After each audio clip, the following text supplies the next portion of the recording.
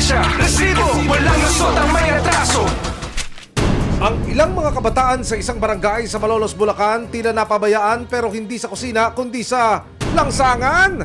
Nakakapanakit po sila, nangahampas, nambabato. Hindi na po maganda yung ginagawa nila. Tatakbuhan, nagbabatuhan, nag-aaway-aaway pa minsan.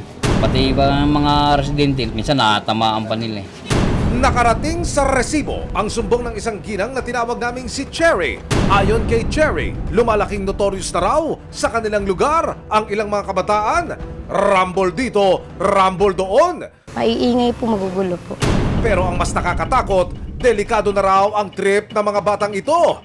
Kwento ni Cherry, September 4, tinutukan daw ng kutsilyo ng ilang kabataan ang kanyang 10 taong gulang na anak. Pinalibutan po nila yung anak ko.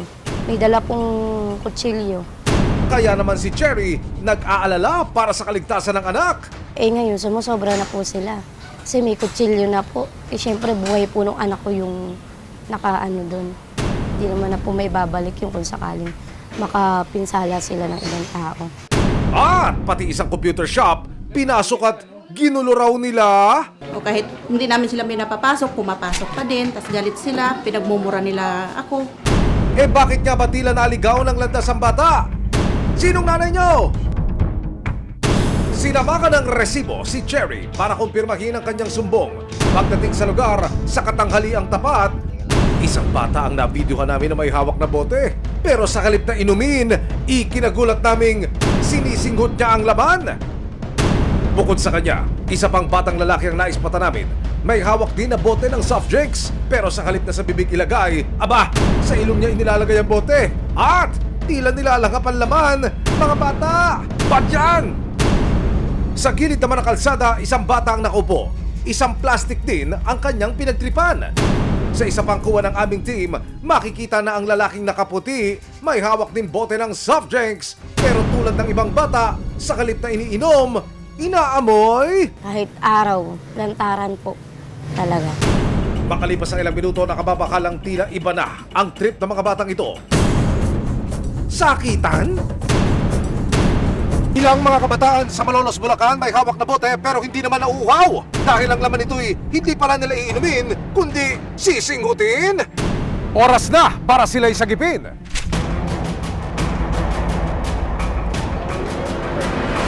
Ang ilang mga kabataan sa isang barangay sa Malolos, Bulacan tila napapariwaraan ng landas.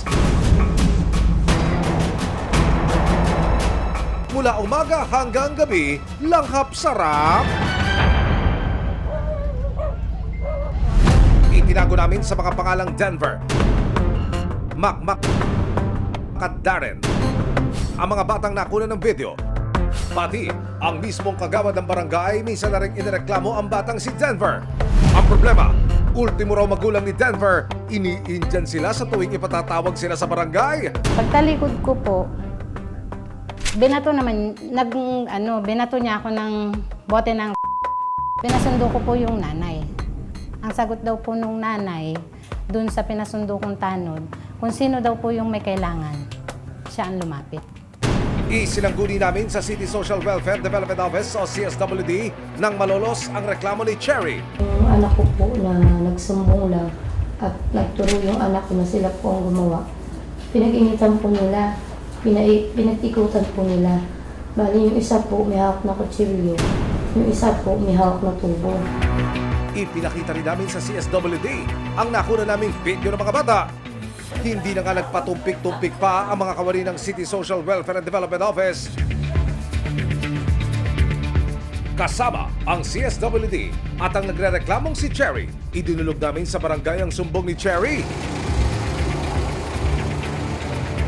Maging ang barangay, aminado na sumusuko na sila sa dami ng kinasasangkutang gulo ng mga bata sa kanilang lugar. May mga pagkakataon po talaga na nahuhuli naman. Kaya nga lang po, kapag alam naman natin minor, pag pinatawag po namin yung mga magulang, karamihan po talaga hindi pumupunta yung nanay.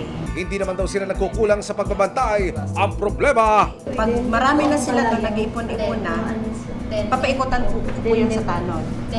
Pag umikot na yung tanod namin ganun, tatawid sila sa kabila, which is center side.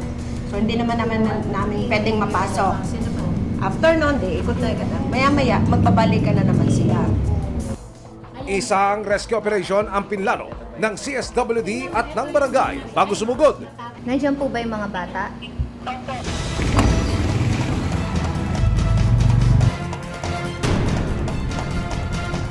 Pagdating sa target area, hinanap ng mga tauhan ng barangay ang mga bata. Ano ginawa mo? Tinipon sila ng mga otoridad at isinama na rin ang iba pang kabataan na naging sangkot sa mga gulo sa kanilang lugar ng mga nakaraang araw.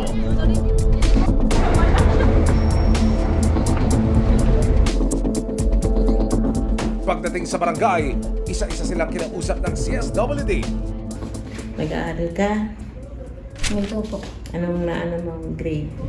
Yes po. Ilan kayo kapatid? Oo nga, kung nag-aaral naman siya. Kasi bata pa, sabi pa lang po, binigay na sa iyo. Yung iba doon ay may mga record na. Nakagawa sila ng mga pagnanakaw. Aminado sila Denver, Makmak at Darren sa kanilang ginagawa. Di po mga pigilan. Yung ano lang po, 2019. Si Denver, umaming minsan na siya nga ipasok sa isang shelter. Ayon sa barangay, karaniwang napapalabas ng shelter ng mga batang na-rescue kapag hindi na itinuloy ng complainant ang reklamo. Sa pagkakataong ito, dahil hindi raw nagsampa ng reklamo si Cherry, hindi muna pwedeng dalhin sa shelter ng mga bata. Pero paglilinaw ng CSWD, pwedeng ang barangay na ang magsilbing complainant para maipasok sa isang rehabilitation center ang mga batang nasasangkot sa gulo. Sa pamamagitan ng kapitan, alam niya na itong mga kabataan na to ay threat na doon sa community, kaya kailangan niya i-pull out for rehabilitation. Kinabukasan, ipinatawag sa barangay ang mga magulang ng mga batang sangkot. Aminado ang pamilya ni Denver na hindi nila natututukan ng anak. Alam ko po. Tapos, araw-araw po, oras-oras, minuto. Pinagsasabihan ko, pinangangaralan ko po yan.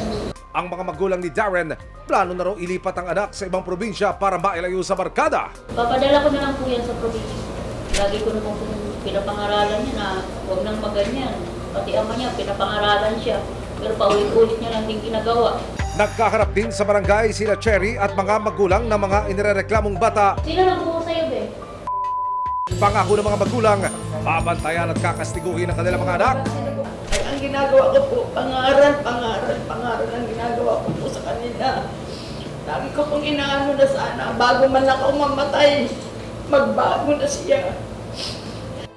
Mababakas na sa kabila ng mga gulong kinasangkutan, musmus pa rin sila Denver, Makmak at Darren. Malayong malayo sa malahudlom nilang imahe sa kanilang barangay. Sa tingin ko ay mabigyan sila ng seminar on value formation, responsible parenthood para sa mga pamilya. Kasi hindi natin pwedeng sabihin na ngayon din na magbabago yung bata. Sabi nga nila, it takes a village to raise a child. Ibig sabihin, ang pagtuwid at paggabay sa tamang landas na tinatahak ng mga kabataan, nakasalalay pa rin sa mga magulang, pamilya, komunidad at maging sa pamahalaan.